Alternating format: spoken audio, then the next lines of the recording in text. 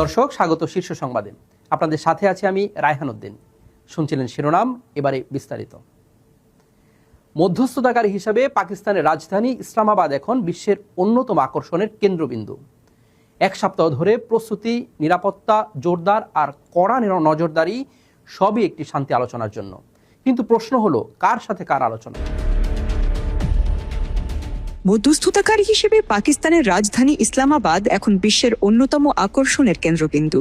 এক সপ্তাহ ধরে প্রস্তুতি, নিরাপত্তা জোরদার আর কড়া নজরদারি সবই একটি শান্তি আলোচনার জন্য। কিন্তু প্রশ্ন হলো, কার সাথে কার আলোচনা? গত কয়েকদিনের নাটকীয় ঘটনা প্রবাহ বলছে, ইরান ও যুক্তরাষ্ট্রের মধ্যে যে পাহাড়সম অবিশ্বাস তৈরি হয়েছে তা কোনো সাধারণ টেবিলে বসে সমাধান করা অসম্ভব হয়ে দাঁড়িয়েছে। ভাইস প্রেসিডেন্ট জেডি ভ্যান্সের ইসলামাবাদ সফর বাতিল থেকে শুরু করে স্টিভ উইটকফ ও জ্যারেড কুশনারের নতুন করে পাকিস্তান যাত্রা, সব মিলিয়ে এক গোলকধাঁধায় ঘেরা আন্তর্জাতিক রাজনীতি। পহেলা মে বিশ্ব রাজনীতির ক্যালেন্ডারে এই তারিখটি এখন এক বিশাল প্রশ্নচিহ্ন। মার্কিন প্রেসিডেন্ট ডোনাল্ড ট্রাম্প কি পারবেন ইরানে তার অবৈধ যুদ্ধ চালিয়ে যেতে, নাকি নিজের দেশের আইনি বেড়াজালে আটকে পড়ে তাকে পরাজয় মেনে নিতে হবে? 1 মে বিশ্ব রাজনীতির ক্যালেন্ডারে এই তারিখটি এখন এক বিশাল প্রশ্নচিহ্ন। মার্কিন প্রেসিডেন্ট ডোনাল্ড ট্রাম্প কি পারবেন ইরানে তার অবৈধ যুদ্ধ চালিয়ে যেতে, নাকি নিজের দেশের আইনি বেড়াজালে আটকা পড়ে তাকে পরাজয় মেনে নিতে হবে? 28 ফেব্রুয়ারি ইরানে হামলার পর থেকে যে ঘড়ির কাঁটা ঘুরতে শুরু করেছিল, তার 60 দিনের সময়সীমা শেষ হচ্ছে এই 1 মে।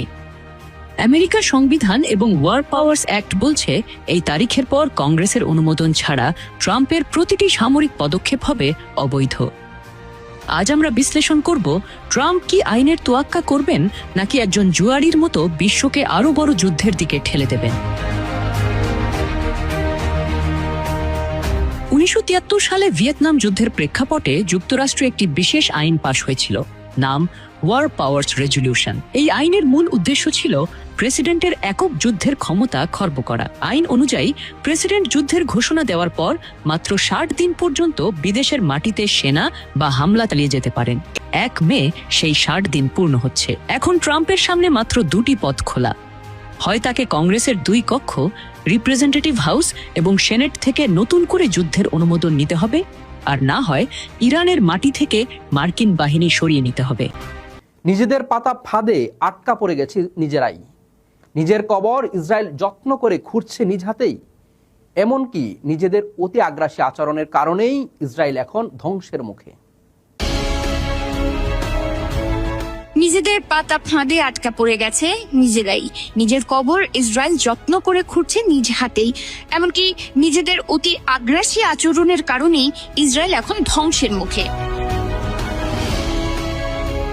19 শতকের শেষ ভাগে থিওডর হার্জল যখন একটি নিরাপদ ইহুদি রাষ্ট্রের স্বপ্ন দেখেছিলেন, তখন তার মূল লক্ষ্য ছিল এমন এক ভূখণ্ড যেখানে ইহুদিরা দীর্ঘদিনের নিরাপত্তাহীনতা কাটিয়ে মাথা উঁচু করে দাঁড়াতে পারবে। কিন্তু স্বাধীনতার 7 দশকেরও বেশি সময় পার হয়ে আজকের ইসরায়েল এক অদ্ভুত প্যারাডক্সের মুখোমুখি। একদিকে দেশটি গড়ে তুলেছে বিশ্বের অন্যতম শক্তিশালী সামরিক বাহিনী ও প্রযুক্তি নির্ভর অর্থনীতি, অন্যদিকে দিন দিন সাধারণ মানুষের কাছে স্থায়িত্বশীল নিরাপত্তা হয়ে উঠছে এক অধরা স্বপ্ন। 2026 সালের স্বাধীনতা দিবস উদযাপনের প্রাক্কালে পশ্চিম জেরুজালেমের অলিগলিতে উৎসবের চেয়ে বরং অনিশ্চয়তার ছাপই বেশি স্পষ্ট হয়ে উঠেছে। যুক্তরাষ্ট্রের সেনাবাহিনীর এক শীর্ষ কর্মকর্তা গোপনে সংবেদনশীল তথ্য ফাঁস করেছেন। এমন অভিযোগে তাকে প্রশাসনিক ছুটিতে পাঠানো হয়েছে। গোপন ক্যামেরায় ধারণ করা একটি ভিডিও প্রকাশের পরই এ নিয়ে তোলপাড় শুরু হয়েছে। যুক্তরাষ্ট্রের সেনাবাহিনীর এক শীর্ষ পারমাণবিক কর্মকর্তা গোপনে সংবেদনশীল তথ্য ফাঁস করেছেন। এমন অভিযোগে তাকে প্রশাসনিক ছুটিতে পাঠানো হয়েছে। গোপন ক্যামেরায় ধারণ করা একটি ভিডিও প্রকাশের পরই এ নিয়ে তোলপাড় শুরু হয়েছে। অভিযুক্ত কর্মকর্তার নাম অ্যান্ড্রু হাল।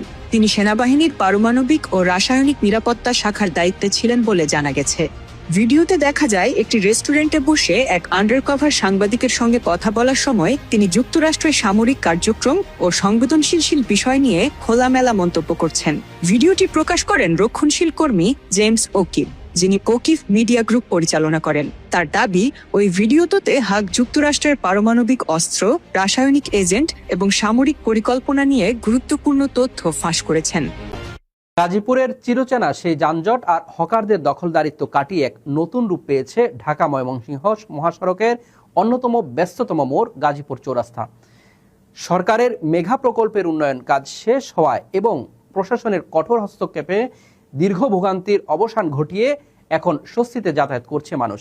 একসময় গাজীপুর চৌরাস্তা মানেই ছিল ঘন্টার পর ঘন্টা যানজট আর ধুলোবালির ভোগান্তি। আধুনিক ড্রেনেজ ব্যবস্থা ও ফুটপাত প্রশস্তকরণের ফলে শহরটি পেয়েছে উন্নয়নের এক নতুন ছোঁয়া। নীলফামারীর ডোমারে 7 দিনব্যাপী পুষ্টি সপ্তাহের উদ্বোধন করা হয়েছে। পুষ্টি বৈষম্যের দিন শেষ, গর্ব স্বনির্ভর বাংলাদেশ প্রতিপাদ্য সামনে রেখে গত বৃহস্পতিবার উপজেলা নির্বাহী অফিসার শায়লা সাইদ তন্নি প্রধান অতিথি হিসেবে এর উদ্বোধন করেন। উপজেলা স্বাস্থ্য কমপ্লেক্স সম্মেলন কক্ষে স্বাস্থ্য কমপ্লেক্সের ডাক্তার সোহান চৌধুরীর সভাপতিত্বে উপজেলা কৃষি কর্মকর্তা মোহাম্মদ রফিকুল ইসলাম, মৎস্য কর্মকর্তা মোহাম্মদ মামুনুর রশিদ, ডাক্তার ফারজান আফরিন, থানার ভারপ্রাপ্ত কর্মকর্তা মোহাম্মদ হাবিবুল্লাহ, মোহাম্মদ মুজাফফর আলী উপস্থিত ছিলেন। নীলফামারীর সৈয়দপুরে সামাজিক ও মানবিক কার্যক্রম পরিচালনার লক্ষ্যে আল হামদ ফাউন্ডেশনের আনুষ্ঠানিক উদ্বোধন করা হয়েছে। উদ্বোধনী অনুষ্ঠানে প্রধান অতিথি হিসেবে উপস্থিত ছিলেন নীলফামারী 4 আসনের সংসদ সদস্য হাফেজ আব্দুল মুন্তাকিম। বিশেষ অতিথি হিসেবে উপস্থিত ছিলেন সৈয়দপুর উপজেলা নির্বাহী কর্মকর্তা ফারাহ ফাতেমা তাকলিমা। অনুষ্ঠানে সভাপতিত্ব করেন আল হামদ ফাউন্ডেশনের প্রতিষ্ঠাতা ও চেয়ারম্যান আলহাজ মোহাম্মদ শাহাবুদ্দিন। উদ্বোধনী অনুষ্ঠানে শহরের 11 নম্বর ওয়ার্ডের 5টি ক্যাম্পের 150টি হতদরিদ্র ও অসহায় পরিবারের মাঝে খাদ্য সামগ্রী বিতরণ করা হয়। মুন্সিগঞ্জ জেলার শ্রীনগরে আরিয়াল খাঁ বিলের খাল পুনঃখননের উদ্বোধন করা হয়েছে। প্রধানমন্ত্রী তারেক রহমানের নির্বাচনী প্রতিশ্রুতি বাস্তবায়নের দুর্যোগ ব্যবস্থাপনা ও ত্রাণ মন্ত্রণালয়ের ইজিপিপি কর্মসূচির আওতায় উপজেলা রাড়িখাল ইউনিয়নের উত্তর রাড়িখাল দুলাল শেখের বাড়ির পাশ থেকে আরিয়াল খাঁ পর্যন্ত খাল পুনঃখননের শুভ উদ্বোধন করেন মুন্সিগঞ্জ 1 আসনের এমপি শেখ মোহাম্মদ আবদুল্লাহ। উপজেলা নির্বাহী অফিসার মোহাম্মদ হাসিবুর রহমানের সভাপতিত্বে এ সময় উপস্থিত ছিলেন উপজেলা প্রকল্প বাস্তবায়ন অফিসার তাজুল ইসলাম, আব্দুল বাতেন খান, হাফিজুল ইসলাম খান সহ আরও অনেকে। রাজধানীর বসিলায় নতুন পুলিশ ক্যাম্প উদ্বোধন করেছেন ডিএমপির ভারপ্রাপ্ত কমিশনার সরওয়ার। বৃহস্পতিবার বিকেলে উদ্বোধনের পর তিনি ক্যাম্পটি পরিদর্শন করেন এবং এটি এলাকাবাসী নিরাপত্তায় গুরুত্বপূর্ণ ভূমিকা রাখবে বলে আশা প্রকাশ করেন। পরে মোহাম্মদপুর থানার ওপেন হাউস ডে অনুষ্ঠানে অংশ নিয়ে তিনি বলেন, পুলিশের সেবাকে আরও জনবান্ধব করতে কাজ করছে ডিএমপি। এ সময় অপরাধ দমনে জনগণকে তথ্য দিয়ে পুলিশকে সহযোগিতা করার আহ্বান জানান তিনি।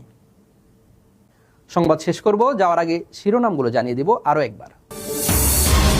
পর্দা উঠছে ইসলামাবাদে গোপন শান্তি আলোচনা, আকর্ষণের কেন্দ্রবিন্দুতে এখন পাকিস্তান।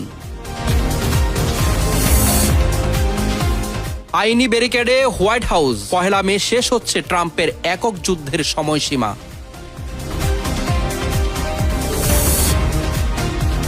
নিজেদের পাতানো ফাঁদেই বন্দি ইসরায়েল, আগ্রাসনের আগুন কি পুড়েছে হারজেলের স্বপ্ন?